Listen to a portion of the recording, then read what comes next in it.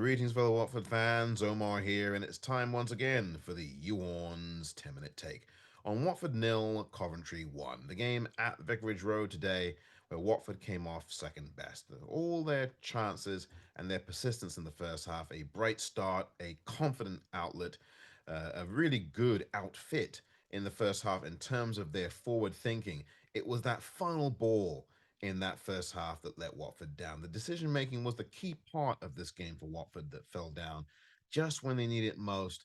The last pass, the last ball just wasn't sharp enough. And when it was sharp enough, it was the finishing touch that was lacking. Saw, particularly in the second half, missing from the goal line and skying the ball over the crossbar with a really good and quick cross in from Hassan Kamara. That was the second half. But the first half, Watford had all kinds of possession, 63% of it, 63% of it to be precise, but just didn't do much of anything with it at all. It was Coventry, the patient side, the more persistent side, the careful side, the more disciplined side with their tactics that really did earn this victory and deserve it, quite frankly, as tough as it is for me to say. Coventry were the better side on the day. They did play in very carefully, and they did put their tactics out there and executed them very well indeed.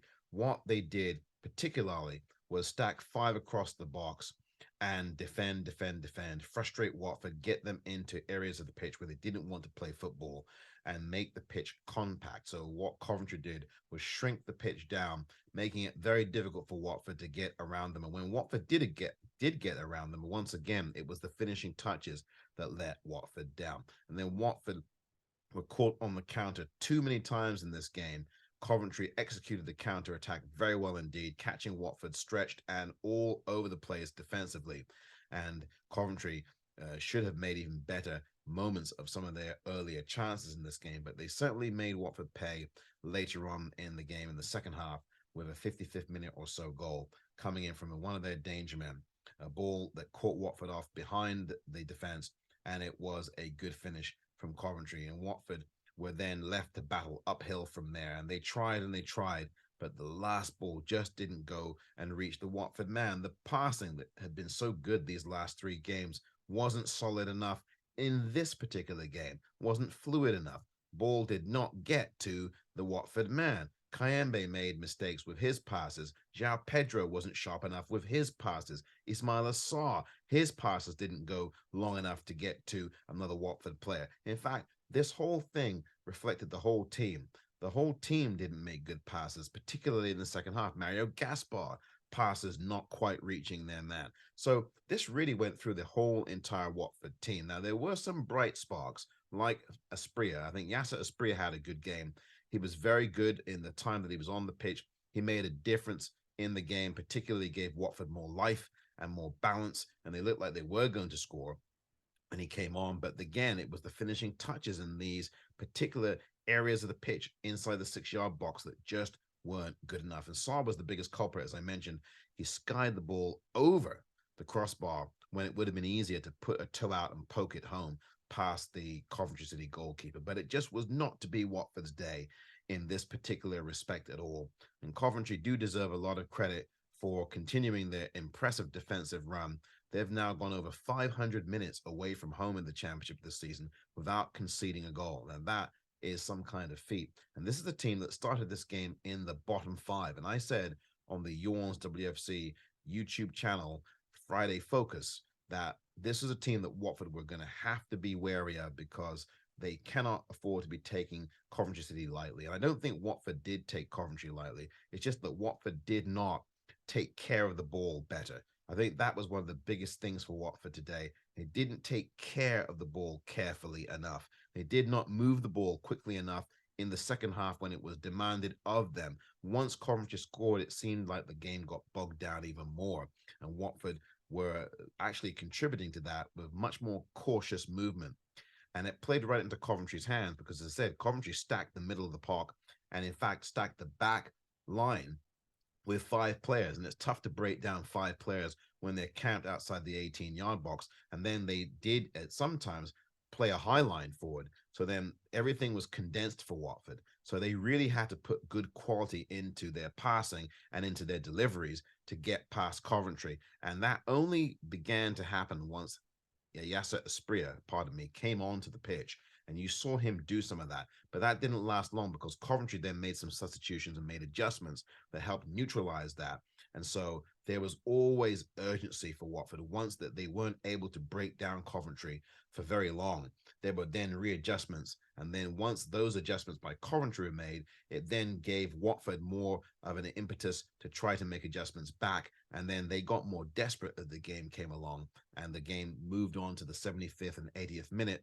And then you saw a lot more haphazard play, a lot more passing, even more so, that went awry for Watford. And so it contributed to the atmosphere around the ground, which is, again, it was a damp, cold, wet day uh, at the Vic, and the atmosphere wasn't great either. And the players who looked like they were going to really start to do the business today, the way they played the first few minutes looked as if they had a lot of intent in the game, Watford, and they did have an improved start in over recent games where they had been poor in their starts, but they just didn't finish off what they started in this game.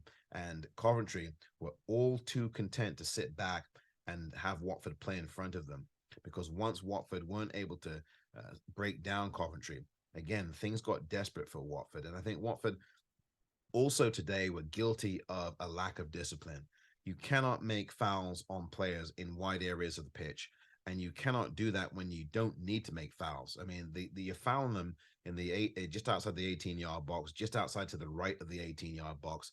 Hassan Kamara, shocking challenge by him on one of the Coventry players. The referee, who was poor today, to say the very least, could have easily sent Kamara off. That was a borderline challenge. It wasn't a good one, and needless. Didn't have to make that challenge. And as a result of that, Kamara will miss Tuesday's game against Reading at the Vic, because he now has this yellow card accumulation, and really just a poor judgment from Kamara with that particular challenge. And Sierralta did the same thing. Sierralta had a pretty decent game. I think he was pretty good today, but he made a really poor challenge as well. Not a good challenge, and he too will miss Tuesday's game at home against Reading, which now puts the impetus and the ups the ante for Watford defensively, because they are very thin. And I've said this all season long.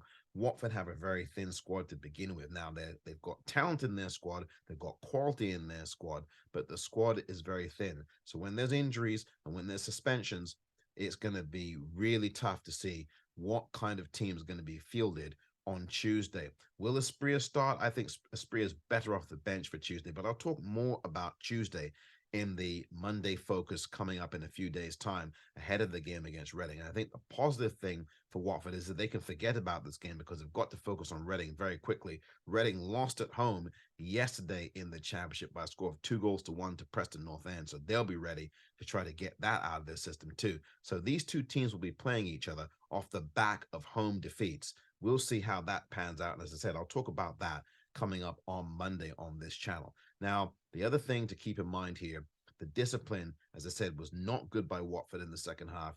They didn't have any leadership on the pitch, I think, in the second half either. I think throughout this game, just the way that this game played, when a team loses its composure on the pitch, who is there going to be amongst those 11 who steps up and says, right, let's keep at it, let's focus, and let's keep our composure? Who is going to be that person? Well, you didn't see that person on the pitch today.